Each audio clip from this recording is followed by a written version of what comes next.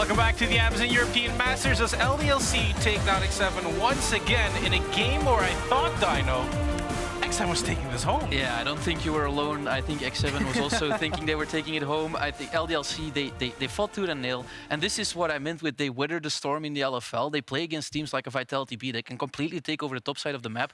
And somehow they still find the right place to turn it around. Especially because that game seemed like it should have been unlosable from the side of X7. You know, they were up 3 Drakes. Even when they threw away the Baron, they still managed to get the Mountain Soul for themselves with the composition they had. Veigar into Lee Sin, into Ari. The Sion that was taking over side lanes with Hullbreaker against Yawn. It just felt like everything was going right from the side of X7. Then all of a sudden, kapoof, it all just explodes in the favor of picks that come through from Yaika and Aika. It's baffling, super entertaining though. I love how you make up Yaika. It's like you put them together That's the duo name, it's Yaika. Yaika, yeah. Now, I do want to talk about this draft because Goldbook, you said like this is an entire different X7 than compared to game 1. Yeah, 100%. Like, you can see that they got very inspired from what LDLC did in the beginning. And the idea of having that front-to-back composition seemed really nice to them. They tried to, or they decided to take away the Veigar on 3 as well. And I actually think that was a really good shout, specifically considering, you know, you already have the Ari coming in as a first pick. Veigar's a good matchup into the Ari. Sin as well. It just seemed like everything was coming together from the side of X7. So from a drafting point of view, I actually did not mind what X7 brought. I thought they had the correct tools to utilize and win this game. But honestly, LDLC were just a better team. Yeah, you could see it in the fights. I think it was around 15 minutes, Dino. We see a fight coming out there, and X7 just comes out on top. They don't only come out of top. The thing is, as Gulborg said, that they had a very strong draft, and they actually did what they needed to do to win this game, but the lead wasn't big enough. Yeah, and I feel like you can also see just in a team fight, right? It's not like X7 is not performing in this game. They still managed to fight really good fights, and make no mistake, despite this game going over to the side of LDLC, the early game was heavily dominated by X7. Haru was up 2 levels against Yike, but it just seems like as Dino has mentioned, LDLC, they know how to weather the storm. They know how to pilot these scary fights, and they managed to stay calm and wait for that late game spot. But it's not only that fight, because Dino, you are standing back at the spot, and hopefully now it's going to work all accordingly. There was another certain moment that you want to talk about. I'm going to battle with technology again right here, because there's a moment where actually, as you can see right now, you might remember this from the game. This is where everything went wrong for X7. They had a huge lead, but you can't see it right now. It's around 3,000. But the thing that at this time is going on is that LDLC have been setting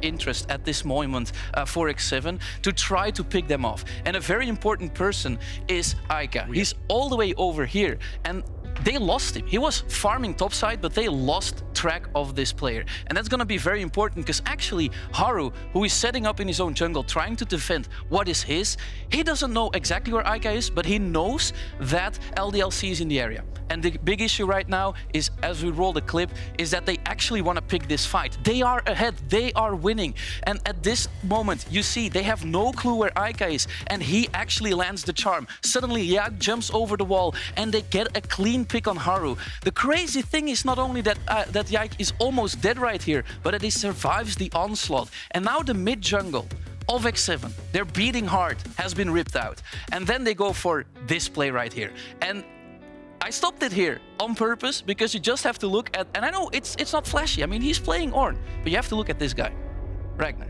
He's the bouncer, and he's not gonna let them into this pit at all. The Baron is LDLC's for the taking, and the only 2 damage dealers X7 have left when they try to flip this, because they're still in the lead, is Jaeger and Nata. But those guys, they're not allowed to move at all. It's just a clean engage there from Ragnar, going on the AD of X7, even stopping Jaeger in the meantime, and their lead just evaporates. As if they never had it, it's suddenly back into an even game state, and we all know what happened afterwards. There were a couple of fights, but in the end, they kind of cleanly won.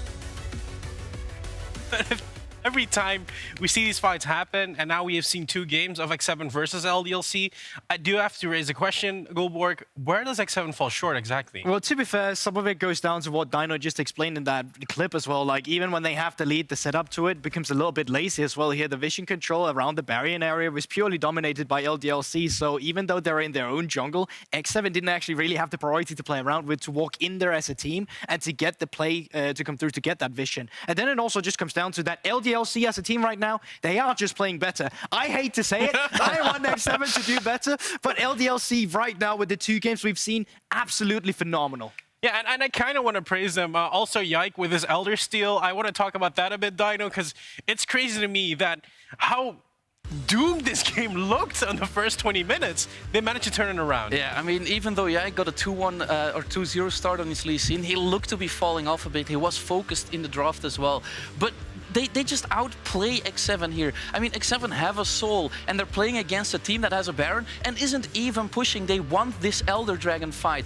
And the big issue for them is that they never really get Yike out of the fight, and Yike keeps holding that position around the Elder Dragon. Yeah, there's a scary sign, but his eyes are on that soul. I mean, Yike has just been so good today. And like, yes, he falls behind sometimes in the early game to Haru on an individual level, but in terms of what he gets done for the team, in terms of the mid lane jungle duo, usually when I say mid lane jungle duel, I'll go Haru and Temp. This game today, or this series rather, it's Yike. I do it all the time. Yike works. Yike works just fine. It's Yike, but I mean, as well, Yike specifically, what a performance from this guy. What a statement as well. 100%, because we were questioning, I mean, once again, against Haru, someone of world's class, he's been there, he's shown that he knows how to play the game, and then the story of Yike coming in from an LFL2, working his way up. You even said he was a complete random 2 years ago to a lot of people.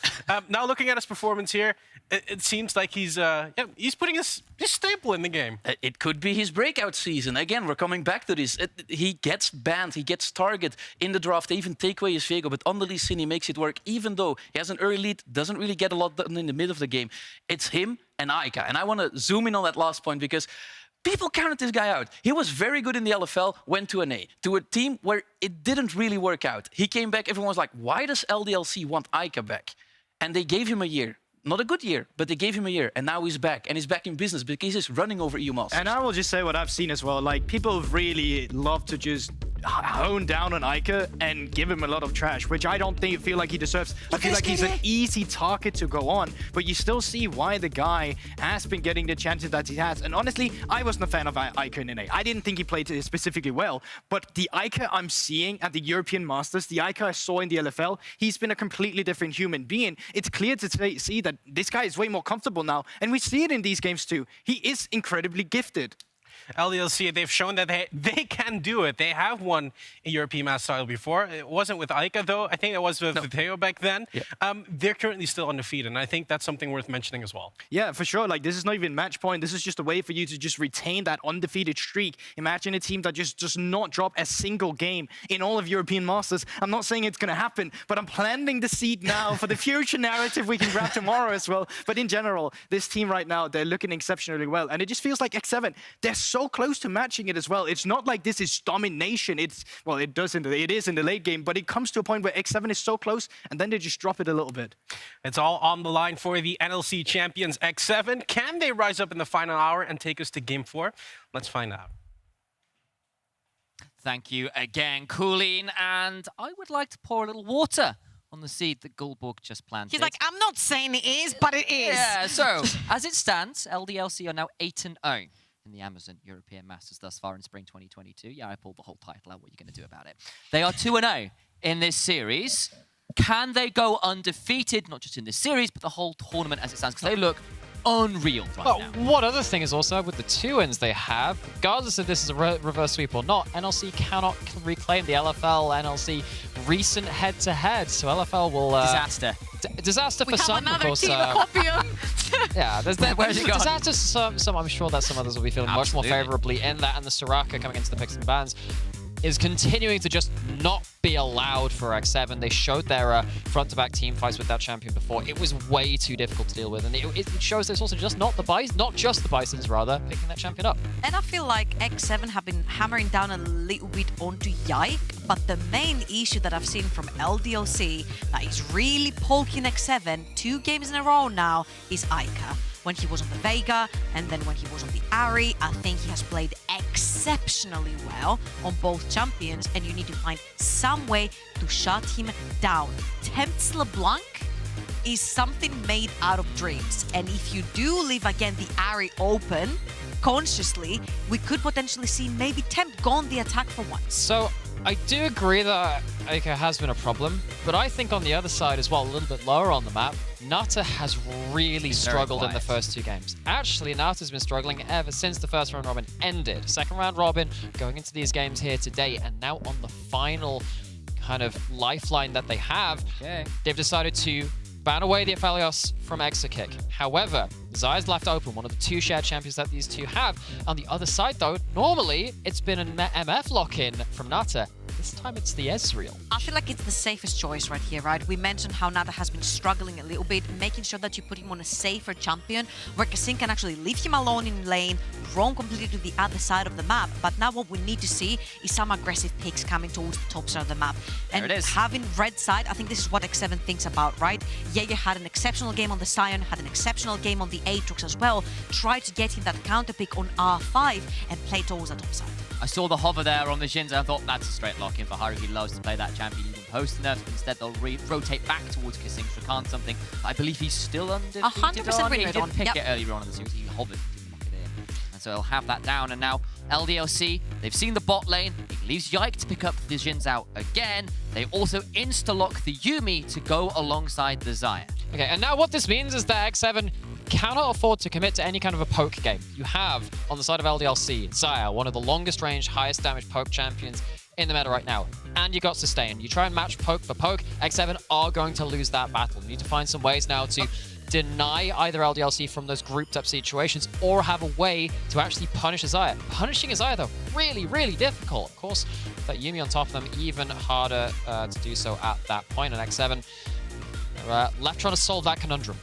My slight exclamation there is I looked down at the screen and the picking, flashing, hadn't stopped flashing, so I thought it had been locked in. I thought, oh, that was a rapid Rengar lock-in, and that was me being mistaken. That would have been very questionable to Zingzao Xayah. Exactly. Either way, they've actually looked into Diego, which is a lot more normal, and I was in fact baited by the hover, which is a bad idea. I know Ragnar hovers the Rengar, actually not in the NLC first division, but someone who was trying out around that scene is actually a Rengar one trick. There's a guy by the name of Icygale who's really, really strong, and has been scrimming against these. So I think it's like, is this like some weird deep scrim meta? But no, it's not. It's just that hover. And we're on to these second bans, and for once actually On's going to be banned away from Ragnar, and the last couple of games Ragnar was really happy to just kind of bite the bullet in the early games and just eventually scale into relevancy. And I really like X7 going towards the own ban right here because you don't have the Braum anymore to stop the ultimate from reaching your backline. But you also do not want Ragnar on something that is just so safe and just scales into the late game and just becomes so annoying to kill, right? Put him on something that maybe is a little bit more vulnerable on banning the Gnar way as well. That is also a very safe pick. So what have you got left right now, right? You've got the Sion that could potentially be extremely exploitable, at least in the early game. And then you also have Jaeger on the other side. You banning the Gnar, you banning the Ornn. Remember, he also has a Tryndamere and an Aatrox on the side. Yes, indeed. And of course, still got to figure out what they want to go towards. You've heard Trouble's thoughts there. I tend to agree. Good thinking. While you're an analyst, I'm just here to sort of make loud noises in teamfights. That's a little bit of an oversimplification of what play-by-plays do, but hey, that's what I'll go with today. Are you expecting the mid lane or the top lane to be blind picked here is the question. I'm expecting a LeBlanc pick here from Tempt. I think it is very blind pickable. He played, even though he has lost both games, he's played LeBlanc on versus K-Corp. I think his LeBlanc was absolutely exceptional on both of these two and could potentially make the difference right here. And of course, we said that R5 will belong to Jaeger from the very beginning. He needs that counter matchup in the top lane, especially now that you've taken the two main problems, which is the Gnar and the Ornn away. We mentioned the Sion as well. It's the only remaining tank towards the top side of the map. Okay. So this is really now quite a difficult problem to solve from X7. You are not winning 5v5s. You don't get to jump in with the LeBlanc and even poke out, try and burst someone out. If Malzahar has flash, you die at that point. Heck, if you don't finish someone off, the Yuumi is still going to heal them back up. So you need to find a way now to play away from the 5v5s. How are you going to do that? I mean, this helps. You need to pay tax, 1.3k. But I look at this set and I think that helps. You can punt a tank right back into their team. Make it very hard for someone like Xayah to actually even get away with their own self-peel, right? Because just the slow and the damage from that showstopper can be enough to seal a lot of these fights. But it feels like X7 is still bought into the group fights. I don't like that. Yeah, they've got some options. The Malzahar is in for Ica, and that was the counter they chose towards. It's another unique pick for this player who had been pretty happy to stay on the champions he'd shown in groups. So pulls this one out here and attempts LeBlanc that we're just saying was phenomenal even in those losses to Karmine Core. And I feel that, like, that's a pretty interesting answer, at least when it comes to the grouped up fights. He's now going to be potentially quite challenging. I kind of like the X7 draft, honestly. Okay. I feel like they're going for the Sell me on outplays. You've got the Viego and you've got the LeBlanc. You want to outplay the mid-jungle duo very early on. We said that Yike is extremely predictable when it comes to his jungle pathing. Full clear into maybe potentially invaded Raptors together with DOS. Use that pressure that you've generated in the early game and try to maybe catch him off guard, because he got 2 very early kills onto the Lee Sin in the previous game, and then you could just not shut him down. Even when he was 2 levels behind, he'd find the place. All right, I'm not fully sold, but I see why someone might want to invest. It was a decent defense. I appreciate it. There you go. Then the copium is in. But what could be our last game is about to get started. We're on to the Rift. LDLC 2-0 in the series. Yes, that last game, honestly, it was in X7's hands. They were in such a good position for large periods of that mid and late game, but LDLC, they find some good Baron takes, they found a good Elder Dragon fight, and they do manage to secure themselves this series point. But, as we said, still got to get that one more game in reverse sweeps. They're really not uncommon, and I believe in X7. I've got to hold some hope here. I want more games. I want a reverse sweep. You know, I want to believe in the NLC. Even as a neutral, if you sat out that more than 3 games typically brings the most entertainment for X7, they've got to really pull out all the stops in this game. Well, maybe they did, but now you have to really be on fire. And the person I really want to see pick up the slack in this game is Jaeger. I think Jaeger's played fantastically in the first 2 games, but in this game in particular, you need to be the difference maker. If you can shut down that Scion, again, have that huge impact in fights, get onto that backline by slamming the Scion into them, then maybe, and I'm saying it's a maybe because it's a slim chance in my eyes, maybe you can make something work in the bigger fights. On the contrary, if you think at what champions the Scion was playing into, especially the AD carry, was into an Aphelios, right? Extremely immobile. Yes, you have the Gale Force, but that's about it. Now you're playing into an Ezreal, who is extremely agile in the game, right? So it's not that easy to hit him together with the Rakan, the LeBlanc, the Viego. Like, they all move around the map so easily. They're all so mobile. So maybe it won't be such easy of a target for Ragnar to get people pinned down, especially because of that. I get the logic. But then the other problem is... I'm trying to sell you, no copium. But this is my kind of continual problem with this, is that, I mean, as Jaeger misses the Facebreaker, of course has the Conqueror for level 1 trading, but the thing with this side is that eventually, it doesn't really matter what AD carry you're going into, it's just so hard when you've got the Yuumi on top of it to really force them out from the bot. He just walks into the river, you don't get to deny him that. X7 has to be very coordinated about how they go about this game. Okay, well, we've heard 2 different takes on how this game could play out, and I think both of them pretty viable answers for how we see the mid-game get to a point for either team to win. Of course, we have to see how it actually plays out in process, but it's nice to hear we've got perhaps just a touch of Discord here. We'll have to see how it actually plays out. As it stands, though, nothing super crazy in the early game. Junglers pathing opposite ends, though. Haru towards the top end, Yike towards the bot side. And I'm honestly extremely surprised with how aggressive Haru usually plays, that Yike's playstyle has not been completely exploited by him, right? Because, again, he did blue buff into full clear towards the bot side of the map, extremely predictable, but Haru has been matching every single game so far. There's none of that early bloodthirst that we have seen, and the problem is, yes, you have a LeBlanc, but you can make trades with a LeBlanc early on. When that Malzahar hits level 6, when that Zinzao hits level 6, it's going to be extremely difficult to play the 2 versus 2. Okay, but one thing they have gotten outside of ganks, outside of all the rest of this, is some tracking. Now we'll have to see if Yike is actually going to be spotted on this ward. Yike is going to be just full clearing, but again, attempt using the early pressure which LeBlanc briefly has over Malzahar to push in, get a ward, and maybe set up Haru to make one of those aggressive plays. Indeed, he is. And we're seeing, again, while Haru hasn't necessarily made aggressive plays in terms of the kills, he's often found himself significant early leads, I think it's fair to say, and gotten ahead in terms of the gold levels. We saw a 2-level advantage for large periods of the last game. 1 level on that Nocturne versus Shinsao game, and yes, maybe the early aggression in terms of fully punishing Yike in his jungle hasn't been there, but Haru's efficiency in terms of getting himself those leads has been there. He just hasn't been translated to actual wins.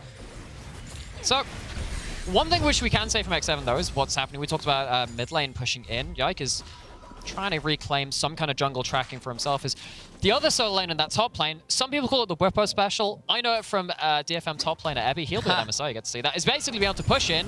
You cannot fight Set as a tank on level 1, level 2. He walks up and he face breaks, and you can see what was happening. Even though Jaeger couldn't take a huge trade, he could find something, but question is, what advantage is gonna play towards? Because top lane has now kind of solved itself for a brief moment. Haru's free to go down towards bot side and solidify that lane. That doesn't necessarily hurt him too much, though, because he was going to be pathing bot lane to grab his Gromp, right? So, yes, they do spot him trying to get that cheeky lane gank through, but he's going to end up towards the bot side of the map to start clearing his bot quadrant again. Now, my eyes are falling straight into Tempt and straight into Jaeger, the two solo laners, both ahead. In gold, both ahead in CS as well. 10 CS deficit in the mid lane, 10 CS deficit in the top lane as well for the LDLC solo laners, and I'm expecting to see a little bit more snowball. It might be worth bringing this one up as well at this point, because Jaeger has been very versatile in the styles he's played.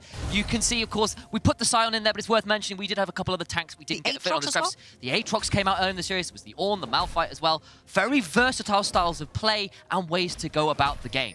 Yeah, and I think this flexibility is something that we've seen through the series, and this is given X7 some potential angles of attack, which is why I said, you know, actually the person I'm looking at most in this game is Jaeger to see how much they can do. Actually, that's going to be Ignite put down onto Kasink. That is close. He's fine with the Guardian Shield and throws out the Smug Cat. Calculated. Guardian was calculated 100%. I was actually wondering right there if Execute was just going to flash Q really quickly and kill him off, but that is now problematic because you've left Nata yet again underneath the tower, and Haru has to hover around to make sure that his bot lane doesn't get dived.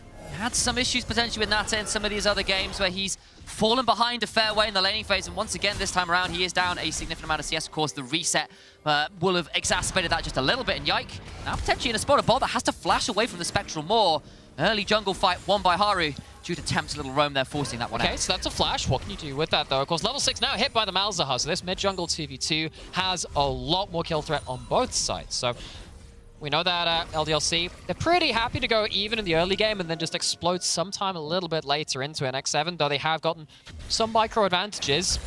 Gotta feel a little scared based on how the last 2 games have gone. And the mid lane matchup works. Basically, Malzahar will struggle to push the wave earlier on because he doesn't have the mana regen. Once he gets the Lost Chapter, it's much easier for him to put down his little dot and just spread it around, right? This is why Tempt pushes much easier. You put a bunch of skills into your W, and once you W in to get the trade, you also push the wave at the same time. So it's much easier for the LeBlanc. This is why we see the CS advantage towards Tempt, and we see also the advantageous trades towards the Malzahar. But when that breakpoint is reached, then LeBlanc doesn't get to leave that lane. You kind of force there to just eat all of these bad trades. Earlier on, at least LeBlanc can trade onto you while you're trading onto the minions. There's some winning play patterns. Yike doesn't have that flash, but does have mid lane pushed in, as we were saying, and that definitely helps LDLC angle towards this first dragon, which of course X7 have taken a couple of times this series before them. 30 seconds or so until the Herald is spawned, and I wonder whether LDLC will feel happy to go up and potentially contest that one or set up for it themselves. Either way, they do get that dragon uncontested. It's given an opportunity for Yike and DOS to roam in and put down another one of those wards onto the Gromp. There's not really much that can be done to contest this, as the blue buff has been started up right now. I'm honestly very surprised that I haven't seen Kasink leave his lane right now, because we are almost 8 minutes into the game, and usually on the 3-4 minute mark, you will see the supports reset, go towards the mid, potentially try to get a summoner or a kill together with their jungler. And right now we mentioned that Ezreal has been picked, so he stays safe in the bot lane. He has the heal as well, flash and E, everything perfect for Nata. He cannot die in the bot lane under a dive, so you go towards them trying to get his LeBlanc ahead. But X7 so far are playing extremely passive. I actually feel like this is something which you've just picked up on there, which is something which I feel has been happening again since the end of that first round robin in groups, because X7 in that first round robin, I thought that Haru, Kasink were linking up very well, struggling to do that as the tournament's gone on, and that's in which again LDLC have done so well, and that is a big break point. However, even though dragons have gone over, the early game's been fairly even, X7 will get themselves a Herald, so maybe they can dump that towards bot lane, maybe get some gold into Nata, maybe that will free up Kasink to go a bit more beyond that. Tempt hops forward, but that is actually a Nether Grasp down, but it's going to be traded back, and actually here comes the side of Kasink. Has no mana, has to flash away. That's the ult, that's the flash down.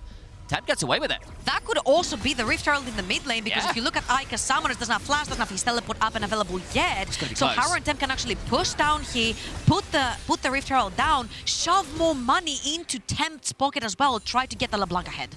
See exactly what happens. Kasing's hanging around and Just about came up. yeah, I mean, I think the break point there would have been, you know, whether you think you have the burst damage to finish someone off, but then level 6 Jinzhao, we know that. Jinzhao, yikes Jinzhao, just seems to do more damage than other people playing that champion. At this point, though, we have got to say, despite the Jinzhao doing a little bit more damage, as you said, he does very, very well with that champion. Holy moly, we saw what he did in that first game. Most damage in the game in Jinzhao, quite hard to do with the champions he was playing alongside.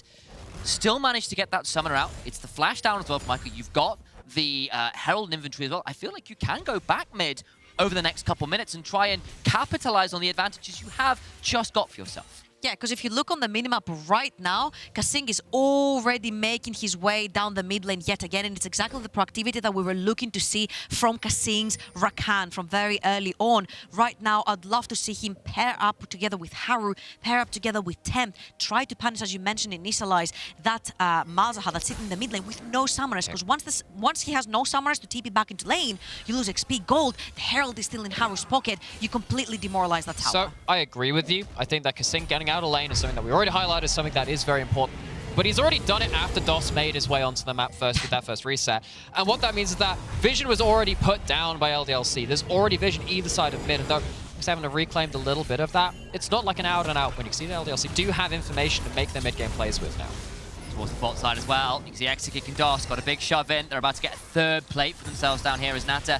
That's the price of leaving him alone. You don't have a lot of wave shove as this Ezreal. Exekick and DOS have done so well with their advantages over the course of this series. Yike and Ica played exceptionally well. Haru and Tempt, great last game, but wasn't enough. I still feel Exekick and DOS have just been a cut above in a lot of ways. And that has led to what we saw, DOS getting the first reset, being able to get into mid lane, get that vision, because they have that wave push. Okay, well, he also gets to return to bot lane first too, because Kasing looks to match. That leads to this whole flow of events where Exekick and DOS are getting advantages which might not seem as visible, but have been very impactful, as Sam was just saying.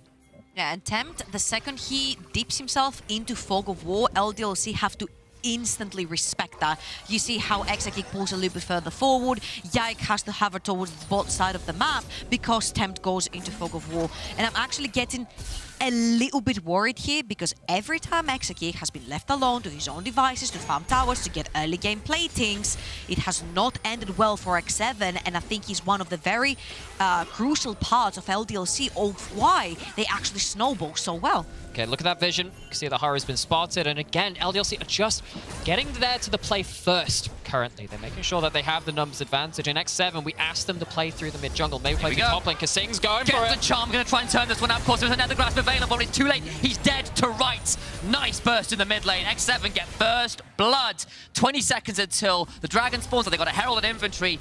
Yike and DOS here are around to defend this mid lane turret though, so they try and stop as much of this as they can. Oh, look at the top side of the map though, because Ragnar has the ultimate. He might just pull the trigger. Not going to pull it as yet. They'll back away. They'll take the plates. With mana out on Tempt, he's going to get a reset and a teleport. But with the dragon around, maybe they won't actually translate over to this. Don't feel comfortable enough. And that was, again, a good window of timing for X7 to make that play. And Kasing on this Rakan, we asked him to make those early plays. And it's happened a little bit later into that game, but it's still kills that Malzahar, and it's a kill too. LeBlanc stacking up a Dark Seal. We know that helps Snowball, but again, what's the cost? Exekick, which feels like for the millionth time this series, is getting an individual advantage in his lane. Again, a lot of that is spawned from them getting that push, outplaying the 2v2, which allows him this extra kind of advantage. It's a very deep space for this Viego to be. I know he's trying to punish because the dragon's going down on the other side, but does manage to get away with it. Might go back to the blue buff now. And every time you look at a Rift Herald going down, right, you're like, okay, what is the worth that I get from this Rift Herald compared to the time and resource investment that I made to take the Rift Herald down? For Haru to be inactive on the map to take the Rift Herald for that amount of time, and Tempt might have gone a little bit too far forward, but the reality of the thing is, as we get in the replay right here, I think this is the kill onto Ica in the mid lane. Of course, Ica does see, and the chain misses right there from Tempt as well, but engage from Kasing, and the flash is going to be enough to take him down, since he doesn't have a flash available for himself. But again, the Rift Herald going down takes about 2 platings in the mid lane, but Exekick on his own, he's taken an entire tower together with its tower platings, pre minute 40. And actually, you think, okay, you get some gold onto the LeBlanc, that's nice, but who isn't getting that gold? It's not your Ezreal, so you're starting to fall behind this Sire. It's not your Set, and Set now has to play against a Frozen Heart and a Balmy Cinder on that Scion, and only has a 10 CS advantage. Set hasn't got their individual lead in the way that you would have wanted to see as an X7 member as well. LDLC at this point feeling very comfortable with where their gold is and what you've stopped X7 from building up in their own leads. I can make it worse if you want.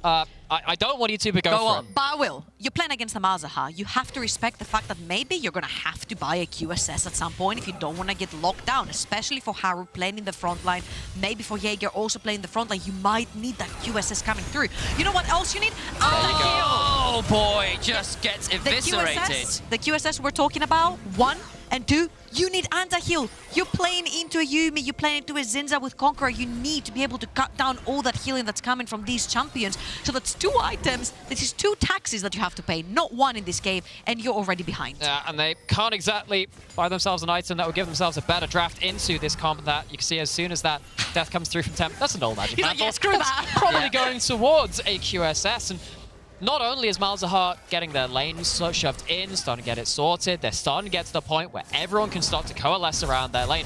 These guys kick taking up some decent damage from Set on the side lane, but Jaeger, as much as they have been one of the brightest sparks from X7 for most of this series, just hasn't done enough in this early game. Maybe hasn't been given enough support to do much in this game, but still, X7 really struggling to make this early game work, and LDLC seems like they're a huge advantage at this point. Really are, and of course, Temp got that first blood, but then dives in for what looked like a bit of poke, immediately rooted in place, and disappears. They've got a second Herald that's being started up. There's 2 Dragons already in inventory for LDLC. X7 are around to contest for this, but Nethergrasp's not quite up, but they've got themselves damage maybe to make this one difficult, and they are going to contest, but this is going to be a big blowout fight. Yeah, look at Jaeger, has himself an ult. Oh, that's a lot of damage. Jaeger gets some damage down, but he's not really managed to get too much down in the back end of it. Ults them away, but he's about to fall down, falls down to Yike, and it's a disaster already, trying to charm up as many people as they can. Yike gets traded back into 1-for-1 right now. Can they kill off DOS? They've rooted him down. They're going to try and get the kill, but the Nethergrasp came up, and that means Haru is dead. Kasing now trying to run around. Double kill for Ragnar, who throws down the ult, and LDLC are just running away with it. The train is unstoppable. And we might just be seeing LDLC going completely undefeated so far in this Amazon European Masters. This is a freaking masterclass they're putting down for everyone who doubted that they were better than Kamaikop coming into this LFL season, who doubted that they were better than BDS Academy. They've left all of them behind, undefeated, and now they're taking on to the NLC's first seed. They might have a chance to meet those teams later into that tournament, or at least Kamaikop BDS Academy went out in that group stage, but X7, as much as we talk about the LFL teams being so strong, X7 were touted of being up there. I believed that they could come out the better team in this series, but LDLC have seemingly put that really to bed, put it to rest, because X7, this one doesn't look like a contest anymore.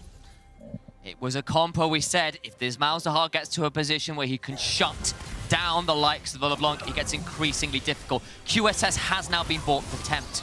Point out on my screen by Trouble. Appreciate that, Georgia.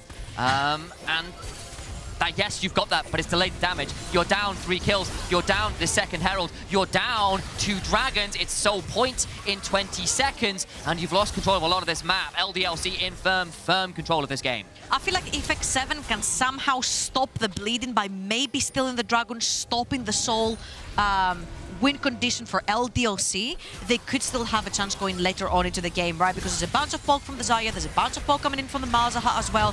Maybe if you have an Ocean Soul, you could try and stall these fights, but right now you can't even walk up to fight. Okay, they're looking for it. Jaeger has an ult. Again, watch the set. They get to the backline. It's not the best ever. Exeking stays alive for now. Kasing is going to get out, but that's just a dead set. Doesn't even get to ult, doesn't get to Haymaker. Now they're over the wall, away from the oncoming unstoppable onslaught.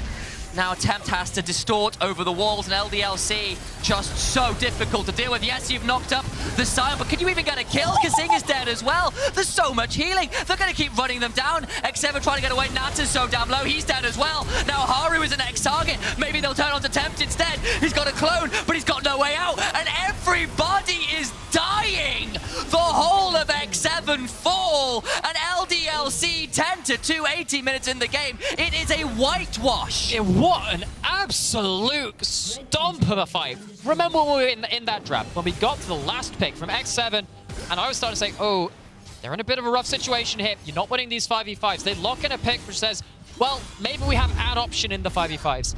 This is what happens when it doesn't work out. This is what happens when you go for the 5v5s, but you just don't have the same tools to fight with. You're relying on Exakick not having his hands in the right place at the right time. And All right. this is such a difficult game for X7. Jaeger. I think he's about to go down. The Titan kills him this time around. I think you're relying on Exakick not having his hands anywhere near his keyboard at this point to win, because he's done fantastically well the entire series in this particular best of 5. 1-0-4 on the Xayah, and we mentioned how important it was to get one of the carries on the Xayah, whether that was Nata or Exakick, and the second that the Xayah has been left open from draft, Exakick insta-locks that one, and he shows why it's been so good in this particular game.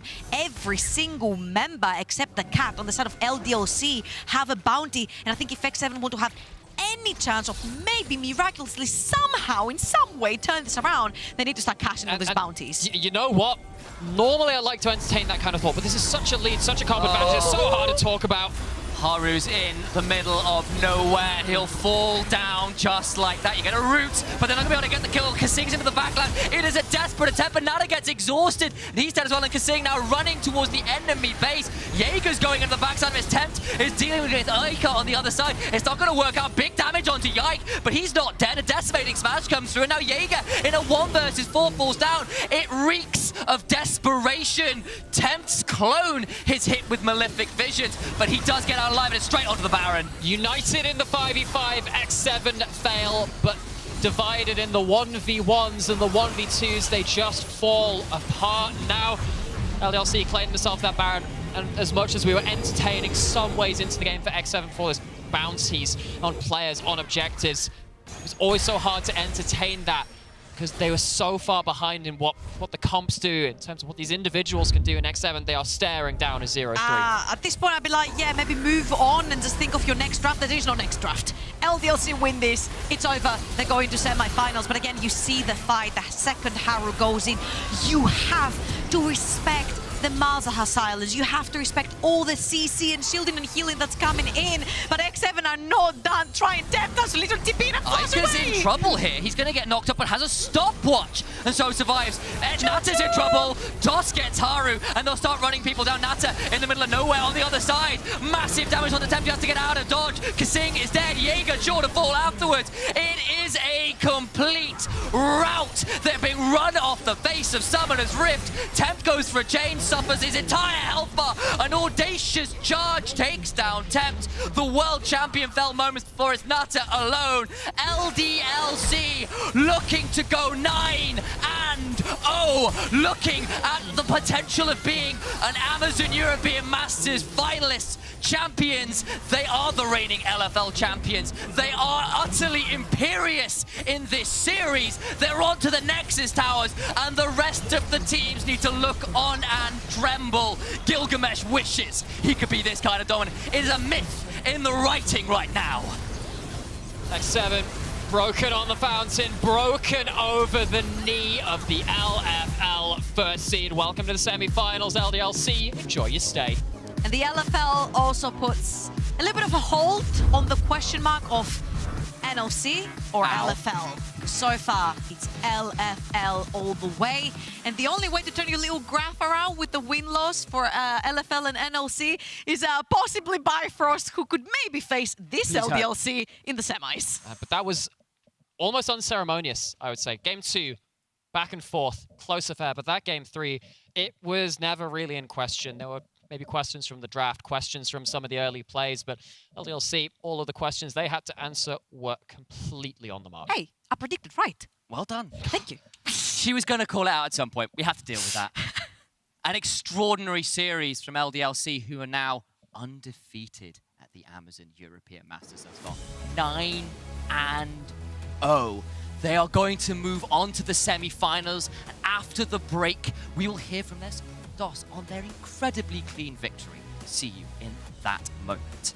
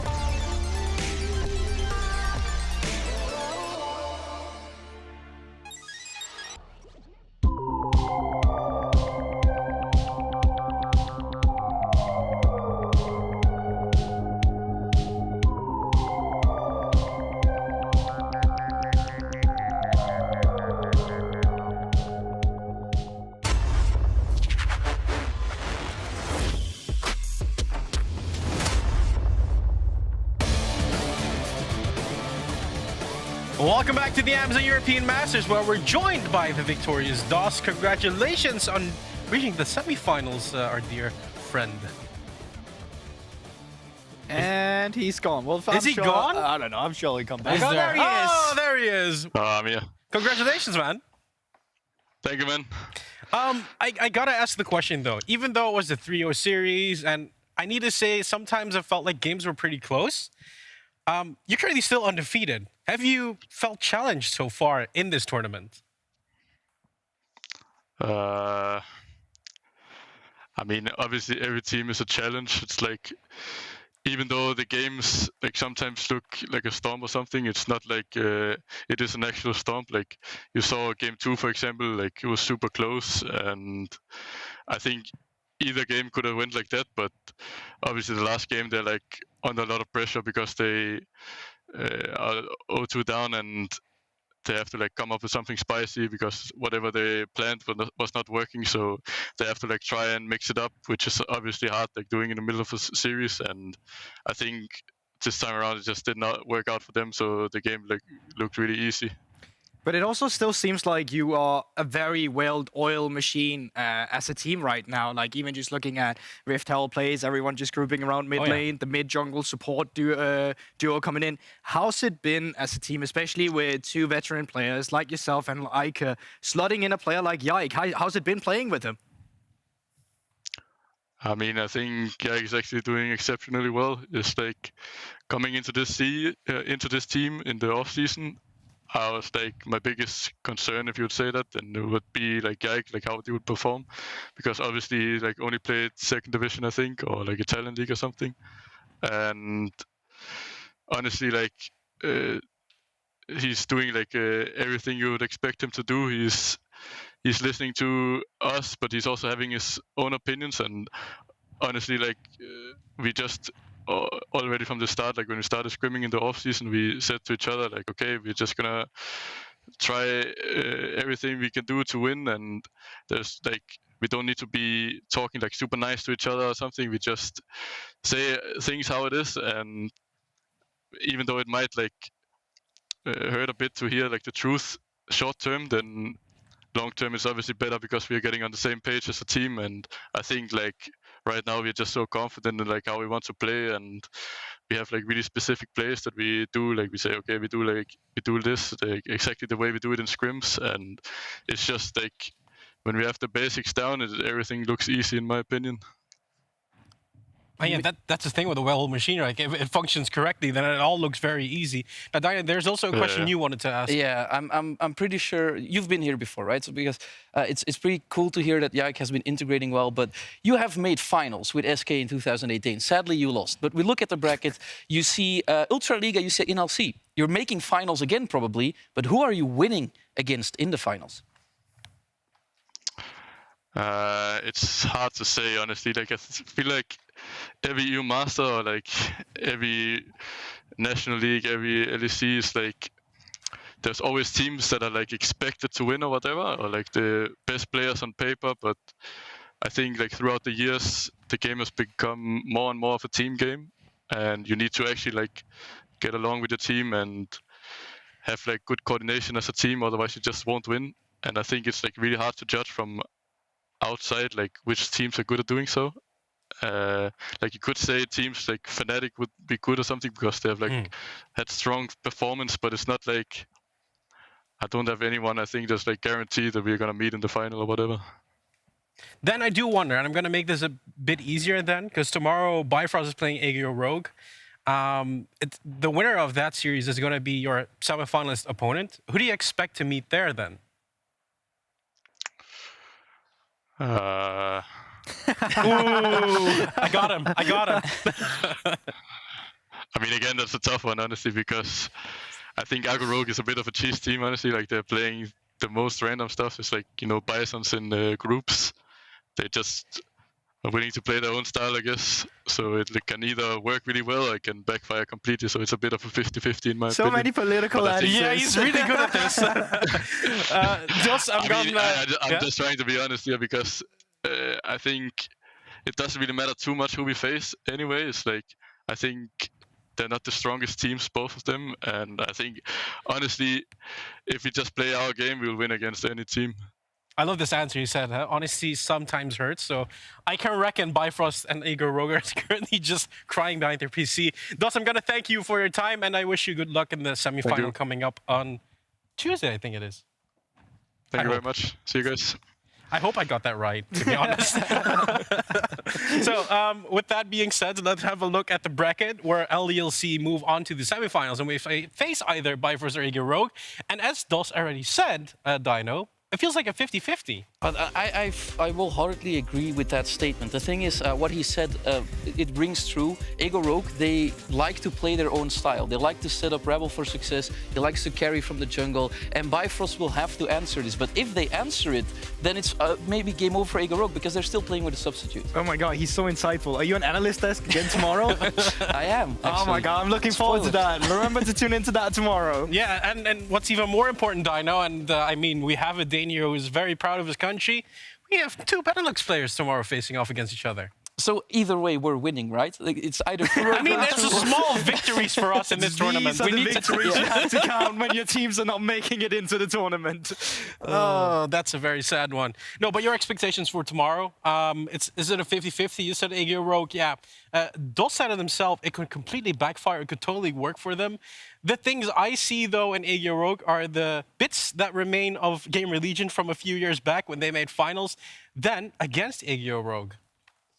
It's a tough one. Like, I agree with Dos, and I think that what he said is most importantly, like, he doesn't even care which team is making it out. Is it Bifrost, is it Igor Rogue? They're gonna beat them whatever they can do, I mean, like, if they play their own game.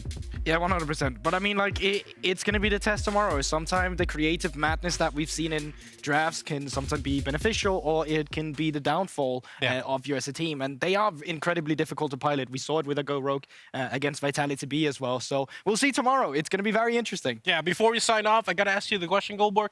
How does it feel to come in with all the seeds in quarterfinals and lose them in just 2 days?